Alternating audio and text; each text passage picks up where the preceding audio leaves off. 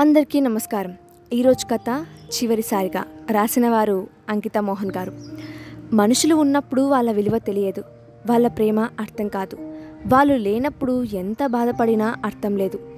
తిరిగి రారు అనే నిజం తెలిసినా బాధ పెట్టడం మనిషి నైజం. భర్త ప్రేమ కోసం ఎంతో పరితపించే నిత్య లాంటి భార్య ఉండడం అదృష్టం. కానీ ఆ ప్రేమను అర్థం చేసుకోలేకపోవడం వరుణ్ దురదృష్టం. ఇదే మన కథ చివరిసారిగా. మనిషి చనిపోతే గానీ ప్రేమ అర్థం కాదేమో కదా. ఈరోజైనా ఈయన ఇంటికి త్వరగా వస్తే బావున్ను. నేను అన్విక మేమిద్దరమే ఇంట్లో ఉండడం చాలా బోర్ కొడుతుంది. ఇప్పుడు పాప నిద్రపోతుంది. ఒకసారి వరుణ్కి కాల్ చేసి చూద్దాం, త్వరగా వస్తారో రారో అడుగుదాం అనుకుంటూ మొబైల్ ఎక్కడ ఉందో వెతుకుతూ ఉంటుంది నిత్య. ఫోన్ కనిపిస్తుంది. వరుణ్కి కాల్ చేస్తుంది. స్విచ్డ్ ఆఫ్ అని వస్తుంది. ఎప్పటిలానే ఈ మనిషి మళ్ళీ ఫోన్ స్విచ్ ఆఫ్ చేసుకొని ఉన్నారు. అసలు ఎక్కడ ఉన్నారో ఏమి చెప్పరు. అసలు నేను భార్యనా లేక బానిసనా ఏమి చెప్పరు. ఇష్టం వచ్చినట్లు ప్రవర్తిస్తున్నారు. ఈ మధ్య వరుణ్ మనసులో ఏముందో తెలుసుకోవడం ఎలా? చాలా బాధగా అనిపిస్తుంది అనుకుంటూ మళ్ళీ ఇంకొకసారి కాల్ ట్రై చేస్తుంది. మళ్ళీ స్విచ్ ఆఫ్. సమయం రాత్రి 11 గంటలు అవుతుంది. ఇంతవరకు ఇంటికి రాలేదు అంటే ఈయన గురించి ఏమనుకోవాలి? ఇంట్లో చిన్న పాపను పెట్టుకొని కనీసం నా గురించి కాకపోయినా అన్వి గురించి అయినా ఆలోచిస్తున్నారో లేదో తెలియడం లేదు. అలాగే కాల్ ట్రై చేస్తూ పాప పక్కనే పడుకుంటుంది నిత్య. పెళ్ళైన కొత్తలో ఉన్నంత ప్రేమ ఇప్పుడు మా మధ్య లేదు. ఎప్పుడూ ఏదో ఒక గొడవ, లేకపోతే అసలు మాటలే ఉండవు. ఇలా ప్రవర్తిస్తూ ఉంటే ఏ భార్యకు అయినా ఎలా ఉంటుంది అనుకొని బాధపడుతూ కళ్ళల్లో నుంచి కన్నీళ్లు తుడుచుకుంటుంది. అలాగే నిద్రపోతుంది. మధ్యలో కాలింగ్ బెల్ సౌండ్కి టక్కున మెలకువ వస్తుంది. డోర్ ఓపెన్ చేసి చూస్తే వరుణ్. ఏంటండి ఇంత లేట్? కనీసం ఫోన్ చేసి కూడా చెప్పరా అని అడుగుతుంది. వరుణ్ కోపంగా, నా ఇష్టం, నీకు చెప్పాల్సిన అవసరం లేదు అని తలుపు గట్టిగా తీసుకొని వచ్చి ఫ్రెష్ అప్ అయ్యి వెళ్ళి నిద్రపోతారు. నిత్య ఏడుస్తూ ఎప్పటికి మారుతారో ఏంటో అసలు. నేను ఎంత దగ్గర కావాలి అనుకున్నా దూరంగానే ఉంటున్నారు. కనీసం నా మాట వినరు. పాపను కనీసం ఏం పట్టించుకోరు అంటే ఏమీ కావాలన్నా తెచ్చిస్తారు. కానీ ప్రేమ మాత్రం ఉండదు. ఈయనలో మార్పు రావాలంటే అసలు నేను ఏం చేయాలి అని ఆలోచిస్తూ అలానే నిద్రపోతుంది నిత్య కూడా. మార్నింగ్ 5 గంటలకంతా వరుణ్ నిద్ర లేచి రెడీ అయిపోయి నిత్యను నిద్రలేపుతాడు. నిత్య అని ఎన్నిసార్లు పిలిచినా పలకదు. మళ్ళీ గట్టిగా నిత్య అంటే ఉలిక్కిపడి నిద్రలేస్తూ, చెప్పండి, ఏమైనా కావాలా? ఏం వద్దు, నైట్ కొంచెం త్వరగా వస్తాను, నువ్వు పాప రెడీగా ఉండండి, బయటకు వెళ్ళి వద్దాం అంటూ డోర్ మూసుకొని వెళ్ళిపోతాడు వరుణ్. సాయంత్రం చాలా త్వరగా వచ్చేస్తాడు వరుణ్. నిత్య అన్వి రెడీగా ఉన్నారు. కానీ వరుణ్లో మాత్రం ఏ స్పందన లేదు. బయటకు అన్నారు, ఇప్పుడేంటి గమ్మునే కూర్చున్నారు? ఏదో ఒకటి చెప్తే వంట అయినా చేస్తాను కదా అనుకుంటూ వంటగదికి వెళ్తుంది నిత్య. వరుణ్ వంటగదిలోకి వచ్చి, ఏం వంట చేయకు, ఆర్డర్ పెట్టాను వస్తుంది అని చెప్పేసి రూమ్లోకి వెళ్తాడు. పాప ఏడుస్తూ ఉంటే, నిత్య పాపను చూసుకో, ఏడుస్తుంది అంటాడు వరుణ్. అన్విని చూస్తూ, మీ అమ్మంటే నాకు చాలా ఇష్టం నాన్న, కానీ ఇప్పుడు నాకు ఏమైందో అర్థం కావడం లేదు. మాకు పెళ్లి జరిగి 3 సంవత్సరాలు అవుతుంది, నీకు 1.5 సంవత్సరం. ఇప్పుడు పెళ్ళైన కొత్తలో ఉన్నంత ప్రేమ ఇప్పుడు నా దగ్గర ఉండడం లేదు. నాకు నేనే నచ్చడం లేదు అన్వి అంటూ తన తల నిమురుతూ నుదుటి మీద ముద్దు పెట్టుకుంటాడు వరుణ్. ఇంతలో ఫుడ్ డెలివరీ వస్తుంది. నిత్య తీసుకొని లోపలికి వస్తుంది. రండి, ఫుడ్ వచ్చింది అని చెప్పి. ఆ రోజు రాత్రి నేను భోజనం వడ్డిస్తూ ఉంటే సడన్గా నా చేయి పట్టుకొని, నీతో మాట్లాడాలి నిత్య, నీకో విషయం చెప్పాలి అంటాడు వరుణ్. ఓకే చెప్పండి, ఏంటి అంటుంది నిత్య తలెత్తి వరుణ్ కళ్ళలోకి చూస్తూ. నా కళ్ళ నిండా కన్నీళ్లు కనపడకుండా దాచుకుంటూ చేయి వదిలిపెడుతూ, చెప్పండి, ఏదో మాట్లాడాలి అన్నారు, ఇలా కామ్గా ఉన్నారేంటి అంటుంది. నా మనసులో ఒకటే అలజడి. ఇప్పుడు వరుణ్ ఏం మాట్లాడతారో ఏమో అని ఒక్కటే కంగారుతో చెమటలు పడుతున్నాయి. వెంటనే వరుణ్, నేను ఎలాగైనా ఈరోజు నిత్యకు చెప్పాలి, ఇంకో దారి లేదు, నేనేం ఆలోచిస్తున్నానో తనకు తెలియాలి అని మనసులో మదన పడుతూ, నిత్య అది ఎలా చెప్పాలో నాకు అర్థం కావడం లేదు, ముందు ఇలా రా, కూర్చో అని చైర్ వంక చూస్తారు వరుణ్. నాకు విడాకులు కావాలి నిత్య అంటూ చిన్నగా చెప్పాను. నేను చాలా నెమ్మదిగానే నా మనసులో ఉండేది తనకు చెప్పాను. నా మాటలకి తన నుంచి ఏమీ స్పందన లేదు. కనీసం విన్నట్టుగా కూడా ఏమీ అనిపించలేదు. వెంటనే నిత్య చాలా నెమ్మదిగా మృదువుగా, ఎందుకు వరుణ్ అని అడిగింది. నిత్య అడిగిన ప్రశ్నకు వరుణ్ నుంచి ఎటువంటి సమాధానం రాలేదు. వెంటనే కోపంతో గట్టిగా, ఎందుకు వరుణ్ అంటూ ఏడుస్తూ, నేను నీకు ఏం అన్యాయం చేశాను? ఎందుకు ఇలా బాధపడుతున్నావు వరుణ్? సమాధానం చెప్పు అంటూ బాధపడుతూ ఉంటుంది నిత్య. నువ్వు అసలు ఏమనుకుంటున్నావు వరుణ్? నీ గురించి భరిస్తున్నాను కదా అని బాధ పెడుతూనే ఉంటావా వరుణ్?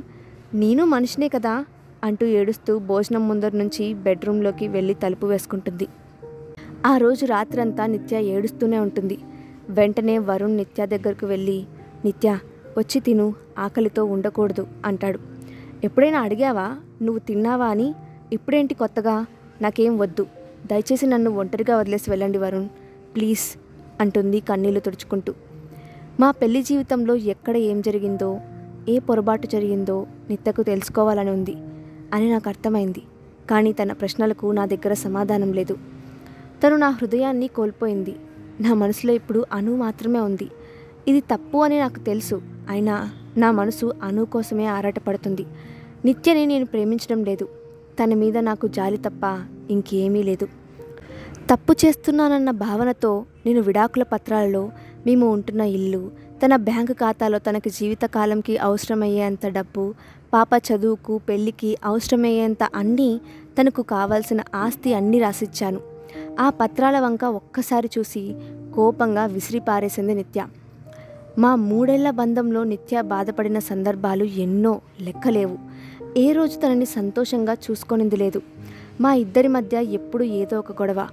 అప్పుడప్పుడు నా మీద నాకే అసహ్యం వేసేది. ఎందుకు నిత్యని ఇంత బాధ పెడుతున్నా అని. తను నా సంతోషం కోసం పడ్డ కష్టాలు, చూపించిన ప్రేమ, సమయం, చేసిన ప్రతి పని అన్నీ వ్యర్థమైపోయాయి. ఇప్పుడు నిత్యకి అవేవి తిరిగి ఇవ్వలేను. ఎందుకంటే ఇప్పుడు నా మనసంతా అనునే ఉంది. అనుని నేను వదులుకోలేను. ఇది నిజం. నేను అన్న మాటలు వింటూనే తను వెక్కిళ్ళు పెడుతూ ఏడవడం మొదలుపెట్టింది. నేను ఏం తెలియనట్టు తన వంక చూశాను. తన బాధ అంతా కన్నీరు రూపంలో ఒక ప్రవాహమై వెలికి వచ్చింది. ఇప్పుడు నేను చేసేది ఏముంది? ఏమీ లేదు. కానీ నాకు ఒక్కటే అనిపించింది, తన దుఃఖాన్ని తీర్చుకోవడానికి ఆ బాధ, కన్నీరు సహాయం చేస్తున్నాయి అనిపించింది. గత కొన్ని నెలలుగా విడాకులు తీసుకోవాలి అనే నా నిర్ణయంలో ఎటువంటి మార్పు లేదు. చివరికి తనకు కూడా చెప్పేశాను. మరుసటి రోజు సాయంత్రం నేను ఇంట్లోకి వస్తూ ఉంటే నిత్య డైనింగ్ టేబుల్ దగ్గర కూర్చొని ఏదో రాసుకుంటూ ఉన్నది. పాప ఉయ్యాలలో నిద్రపోతుంది. ఆ రోజు కొంచెం పని ఒత్తిడి వల్ల చాలా అలసిపోయాను. రూమ్లోకి వెళ్ళి పడుకోగానే నిద్ర పట్టేసింది. మధ్యలో ఒకసారి నీళ్ల కోసం లేచి హాలులోకి వచ్చాను. తను ఇంకా అక్కడే కూర్చొని ఉంది. తనకి కథలు రాసే అలవాటు ఉంది కదా, ఏదైనా రాస్తూ ఉంటుందిలే అనుకొని మళ్ళీ వెళ్ళి నిద్రపోయాను. మార్నింగ్ త్వరగా నిద్రలేచి వాకింగ్కి వెళ్ళాను. ఇంటికి వచ్చి రెడీ అయ్యి ఆఫీస్కి బయలుదేరుతూ ఉంటే నిత్య పిలిచింది. మీతో ఒక విషయం మాట్లాడాలి వరుణ్. మీ మనసులో నేను లేను అని ఇంత క్లియర్గా నాకు తెలిసాక కూడా నేను మీ జీవితంలో ఉండాలి అనుకోవడం నా మూర్ఖత్వమే అవుతుంది. మీరే ప్రాణంగా ఇన్ని రోజులు బ్రతికాను. కానీ నేనెందుకు మీకు సడన్గా నచ్చడం లేదు నాకు అర్థం కావడం లేదు వరుణ్.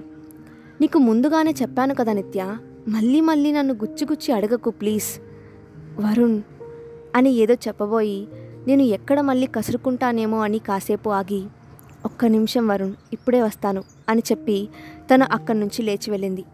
తను మళ్ళీ వచ్చి, వరుణ్ నీ ఇష్టమే నా ఇష్టం, నీ సంతోషమే నా సంతోషం, నీకు విడాకులు ఇస్తాను వరుణ్, కానీ దానికి ఒక షరతు ఉంది. నిత్య, నువ్వు ఇంత త్వరగా ఒప్పుకుంటావని నేను అనుకోలేదు. ఏంటి నిత్య ఆ షరతు అని ఆనందంగా అడుగుతాడు వరుణ్. అన్విక అంటే నాకు ప్రాణం వరుణ్. ఇప్పుడు నా కడుపులో ఇంకో బిడ్డ కూడా పెరుగుతుంది. మీరు వాకింగ్కి వెళ్ళినప్పుడు టెస్ట్ చేసుకున్నాను, పాజిటివ్ వచ్చింది. ఇప్పుడు నన్ను ఏం చేయమంటావు చెప్పు వరుణ్. వరుణ్ కళ్ళల్లో ఒక్కసారిగా ఆవేశం, ఆందోళన. ఇప్పుడు నిత్య నాకు విడాకులు ఇస్తుందా? అసలు ఇవ్వాలి అనే ఆలోచన ఉందా? లేక ఇలా ఊరికి అబద్ధం చెప్తుందా? ఏంటి ఏమీ అర్థం కావడం లేదు. ఓకే, రేపు ఒకసారి హాస్పిటల్కి తీసుకొని వెళ్ళి అక్కడ పరీక్ష చేస్తే తెలుస్తుంది కదా అని మనసులో అనుకుంటూ, నిత్య రేపు మనం ఒకసారి హాస్పిటల్కి వెళ్ళి వద్దాము. కానీ వరుణ్, మన బిడ్డని ఎట్టి పరిస్థితుల్లోనూ నేను వదుకోలేను. ఆ విషయం బాగా గుర్తుపెట్టుకో. ఓకే నిత్య అంటూ అక్కడి నుంచి వరుణ్ బయటకు వచ్చేస్తాడు. నెక్స్ట్ డే రానే వచ్చింది. నిత్యను హాస్పిటల్కి తీసుకొని వెళ్తాడు వరుణ్. పాజిటివ్ అనే వస్తుంది. నిత్య వరుణ్ని పిలిచి, నువ్వేం కంగారు పడకు వరుణ్, నీకు విడాకులు కావాలి, నేను ఇస్తాను, కానీ నాదొక షరత్తు అన్నానుగా, ఇంటికి పద చెప్తాను అంటూ అక్కడి నుంచి ఇంటికి బయలుదేరతారు. ఇంటికి రాగానే నిత్యకి ఒక్కటే వాంతులు. మాట్లాడాలి అనే ఆలోచన ఉన్నా తన ఆరోగ్యం సహకరించడం లేదు. పర్లేదు నిత్య, నువ్వు వెళ్ళి రెస్ట్ తీసుకో, తర్వాత మాట్లాడుకుందాం అంటాడు వరుణ్. ఆ రోజు రాత్రి భోజనం సమయానికి ఇద్దరు ఒక దగ్గర కలుస్తారు. వరుణ్, చెప్పు నిత్య, ఇప్పుడు ఓకేనా హెల్త్? పర్లేదు. మరి ఏంటి వరుణ్? ఏం లేదు నిత్య, కూర్చో, నేను వడ్డిస్తాను అని చెప్పి వరుణ్ వడ్డిస్తూ ఉంటే నిత్యకి మనసులో చాలా సంతోషం, అంతే బాధ కూడా. వరుణ్, నా షరత్తు ఏంటి అంటే తనకి పొరపోతుంది. వరుణ్ నీళ్లు తాగిస్తూ, కాసేపు గమ్మున ఉండు నిత్య, తినేశాక మాట్లాడుకుందాం. ఇద్దరు భోజనాలు చేశారు. వెంటనే నిత్యకు మళ్ళీ వాంతులు. అసలు తన వల్ల ఏం కావడం లేదు. నిత్య, నువ్వు వెళ్ళి పడుకో, పర్లేదు, రేపు మాట్లాడుకుందాం. Okay Varun, good night. అసలు నిత్య తన మనసులో ఏమనుకుంటూ ఉంది? తనకు విడాకులు ఇవ్వాలి అనే ఉద్దేశం ఉందా లేదా అని ఆలోచిస్తూ వరుణ్ కూడా నిద్రలోకి జారుకున్నారు. ఉదయం 7 గంటలకు నిద్రలేచిన వరుణ్ వాకింగ్కి అని ఫ్రెష్ అవుతూ ఉంటే నిత్య వచ్చి, కూర్చో వరుణ్, నీతో కొంచెం మాట్లాడాలి. ఇంకా నీ మనసు బాధ పెట్టలేను. మీరు నా నుంచి ఏది ఆశిస్తున్నారో దాని గురించి మాట్లాడాలి అంటుంది. వరుణ్, మీరంటే నాకు చాలా ఇష్టం. ఎంత అంటే మీరు లేకపోతే నేను ఉండలేను. మీరే నా జీవితం, ప్రాణం అనుకున్నాను. కానీ మీరు నా ప్రపంచంలో సంతోషంగా లేరు అని తెలిసాక చాలా బాధపడ్డాను. ఎప్పటికైనా మీలో మార్పు వస్తుందని ఎదురుచూశాను. కానీ అనుకోని విధంగా మీరు నా మనసును విరిచేశారు. కానీ మీ ప్రతిరూపం నా కడుపులో పెరుగుతుంది. అది నన్ను ఇంతసేపు వరకు ప్రాణంతో నిలబెట్టింది. మధ్యలో వరుణ్ ఏదో అంటూ ఉండగా, కాసేపు నేను చెప్పేది మాత్రం విను వరుణ్ అని నిత్య మళ్ళీ చెప్తూ వచ్చింది. మీకు కావలసినట్టే విడాకులు ఇస్తాను, కానీ ఇప్పుడు కాదు. అదేంటి నిత్య, ఇప్పుడు కాకుండా ఇంకెప్పుడు, ఎప్పటి వరకు అంటూ కొంచెం కోపంగానే అన్నాడు. ముందు నేను చెప్పేది విను వరుణ్, మీకు కావాల్సింది నా నుంచి విడాకులు, అంతే కదా? ఇప్పుడు నేను గర్భవతిని. ఈ కడుపుతో నీకు దూరంగా ఉండలేను. నా డెలివరీ అయ్యే వరకు కొంచెం ఓపిక పట్టు చాలు. తర్వాత మీ దారి మీది. నేను అడ్డు రాను. నా పిల్లల్ని తీసుకొని మీకు దూరంగా వెళ్ళిపోతాను అంటూ కొంచెం బాధపడుతూ నిత్య తన మనసులో మాట చెప్పింది. నాకేం సమాధానం చెప్పాలో అర్థం కాలేదు. అయినా నిత్య ఏమైనా పరాయిదా? నన్ను కట్టుకున్న భార్య. తన బాధ్యత నాదే కదా. అంత స్వార్థంగా ఎలా ఆలోచిస్తున్నాను?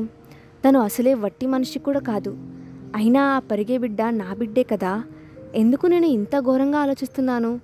ఇలా వరుణ్ తనని తాను ప్రశ్నించుకుంటూ ఉంటే తన మీద తనకే అసహ్యం కలిగింది. వెంటనే నిత్యతో, ఓకే నిత్య, నీ ఇష్టం అనేసి అక్కడి నుంచి వెళ్ళిపోయాను. నిత్య కూడా వెళ్ళి తన పని తను చూసుకుంటూ అన్వికాని ఆడిస్తూ ఉంది. ఇలా రోజులు గడుస్తున్నా ఆ ఇంట్లో ఎవరి పని వారిది, అంతే. ఏ సంతోషం లేదు. నిత్య వరుణ్తో మాట్లాడడం మానేసింది. నెలలు దగ్గర పడుతూ ఉన్నాయి. నిత్యకు ఇంట్లో పని చేసుకోవడం కష్టంగా అనిపించింది. అయినా సమయానికి అన్నీ చేస్తూ ఉండేది. ఒకరోజు ఇది గమనించిన వరుణ్ మనసులో ఏదో తెలియని అలజడి మొదలైంది.